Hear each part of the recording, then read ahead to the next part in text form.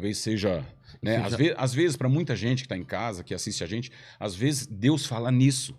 Deus fala nisso não, Deus fala com a gente sempre na dor. É que a gente não aceita a dor, coloca uma máscara e finge que está tudo bem, foge da dor, mas Deus está na dor. Por isso que Jesus Cristo ele passou aqui só em dor, os apóstolos só em dor, discípulos, profetas só em dor, só morreram tudo, de forma horrível, entendeu? Então eu quero ser o cara da dor, não só do amor. Amor eu já tive muito, onde eu fui criado, por os lugares onde eu passei e trabalhei, as pessoas em casa gostavam de mim, me elogiavam, blá, blá, blá. Então amor eu já tive muito. Então na dor é onde eu fui conhecer a verdade, sabe? A verdade. Conheceis a verdade. Não só conheceis, mas aceita a verdade e ela te liberta. Então eu conheci essa verdade, cara, e independente do que aconteça com meu pai, comigo, com minha irmã, é você estar pronto para viver o seu propósito de vida, entendeu? Se faz parte do meu propósito isso, para que nos unamos, para que fiquemos bem, que seja. Senão, a gente vai saber só depois, mas o meu pai está bem. Eu sempre penso sobre isso, esse lance de propósito, né? Qual que é o nosso propósito? Que a gente não sabe quando a gente nasce, a gente vai crescendo e a gente acha que o propósito é uma coisa e às vezes é outra, né? A gente tá perseguindo... Às vezes, não sei se acontece na sua vida, você persegue tanto uma coisa e você não consegue e não entende porque de repente você vê que seu propósito era outro e você tava forçando uma coisa, né? Então, assim... Você já descobriu? Já? Então, não tem como você descobrir. O propósito você vai descobrir quando você começar a andar nos caminhos do dono do propósito, que é Deus. Ah, mas quem é Deus? Estude a Jesus Cristo. Ah, mas esse cara é louco. Estude quem andou com ele. Ah, mas esse cara é tudo louco. Estude as profecias do Primeiro Testamento. Foi falado antes, foi vivido durante e fala-se até hoje. Então, se você andar pelo caminho do propósito, pelo caminho da verdade, você vai saber que ali você tem um propósito. Eu olho para trás, eu fui criado na rua, fui criado na FEBEM, colégio interno, fui para a Rádio Jovem Pan, fui para a Rede TV, fui para a TV Record, fui para a TV Bandeirantes. Caramba. Isso são os meus agradecimentos diários. Isso é meu propósito que eu não escolhi. Eu caí. Eu queria ser jogador de futebol, morava num colégio interno. Então, eu queria entender essa sua história.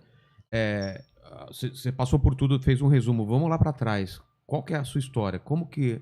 você falou do seu pai, né? Que ele... vou só resumir, porque não sei se você tem pressa também, porque não, minha história não tem pressa minha nenhuma. história é uma história bem interessante. É uma história que eu sempre tive trauma, eu escondia, eu não falava. Você não falava isso? Não falava, porque, a Jovem Pan era uma rádio de playboy até então. Em 94 era a rádio dos boys. Como é que vai estar lá um cara da FEBEM, morador de rua, colégio interno, no meio dos playboy? Época... Então, ali pra mim, eu tava... Era office boy. Mas o Emílio, o pessoal sabia da sua história e nem ele sabia? O Emílio soube mais pra frente, porque o Emílio morava na Granja Viana. E depois de um tempo, eu comecei a namorar uma menina lá da Granja Viana, chamada Esté. Sei. E o Emílio começou a me dar carona. Só que eu morava numa favelinha. E o Emílio achava que eu morava no condomínio. Que na Granja tem muito condomínio. Então eu falava, Emílio, tá bom aqui. Ele me dava carona no teu condomínio só. Talvez ele seguia... nem... Cara, eu acho que ele nem sabe disso. Mas eu acho. Não sei se contei pra ele. Mas ele sabia que eu morava ali. Que eu namorava uma menina e tal. E eu falava que ela morava nesse condomínio. Mas era uma favelinha. Eu não queria que ele me levasse até lá. Então ele me deixava e eu ia andando mais 1 quilômetro. Eu pegava o pãozinho na padaria e ia. Aí eu contava pra ele mais ou menos essas histórias no carro. Eu fui ganhando coragem. Eu acho que Deus foi me tocando mesmo. Eu fui ganhando coragem de falar essa história, porque essa história é uma história que, biblicamente falando, hoje eu me comparo muito com aqueles que estão lá, porque todos passaram por momentos muito difíceis no seu propósito. Então eu fui buscar. Porque depois que nasceu meu filho, começou a acontecer tanta coisa, que eu falei, Senhor, ou o Senhor fala comigo, ou aquele Carlinhos que cresceu no inferno, né? Eu sempre falo isso, eu cresci no inferno com um coração bom. Eu tinha tudo para ir pro lado errado. Muitos amigos meus foram pro lado errado. Inclusive alguns amigos lá do Colégio Educandário estão assistindo aí. Mas deixa eu entender, como que foi a sua história, então? Seus pais biológicos... O meu pai, cara, ele não teve... Meu pai e minha mãe não tiveram estudo. Né? Eles não tem estudo. Meu pai era um cara que bebia. Minha mãe, uma mulher que trabalhava muito, mas era ignorante no aspecto de conhecimento, de estudo mesmo. Estudo, não da vida, claro, né?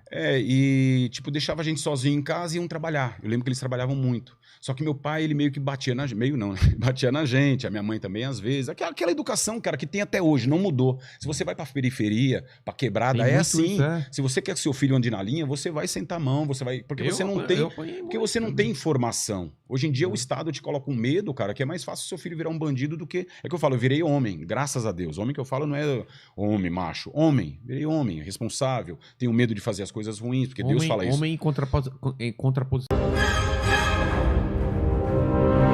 conexão com o moleque, né? Você não é um garoto.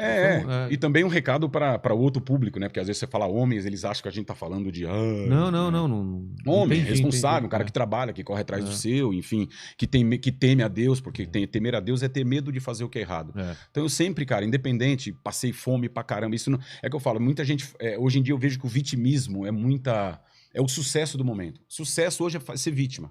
Fala, coitadinho, passei fome, meu pai me batia. É o jeito que você conta. Então eu gosto de contar como vencedor e não como um cara que... contar... Um coitadinho, exatamente, tá ligado? Contar porque... que isso acabou fazendo de quem você é hoje, né? Óbvio. Estamos no caminho, né? Estamos no caminho. Exatamente. Então, quando eu tinha mais ou menos 4, 5 anos, eu não vou poder te precisar porque eu era criança. Então, eu tenho alguns flashes, né? E minha irmã, que apanhava muito a Cidinha, que eu falo com ela até hoje, então a gente voltou a se falar. O meu irmão Edson sumiu, não sei mais onde tá. Tem um outro irmão meu que tá preso, mas se Deus quiser vai sair em breve. Deus está preparando todo esse... Porque eu falo, Deus é tão maravilhoso, cara, porque poderia ter todo mundo morrido, todo mundo sumido, não se encontrado mais. Tá todo mundo vivo. Só o Edson que sumiu. Então, olha o meu propósito de vida. Meu propósito, cara, é ter a família destruída pelo diabo e depois, por uma força divina, vir alguém para construir. Cara. Que é acima de mim. Né? Talvez que eu quero ser instrumento sempre, todos os dias da minha vida. E minha irmã, ela fugiu de casa com meu irmão mais velho e acabou me levando, que eu era mais novo.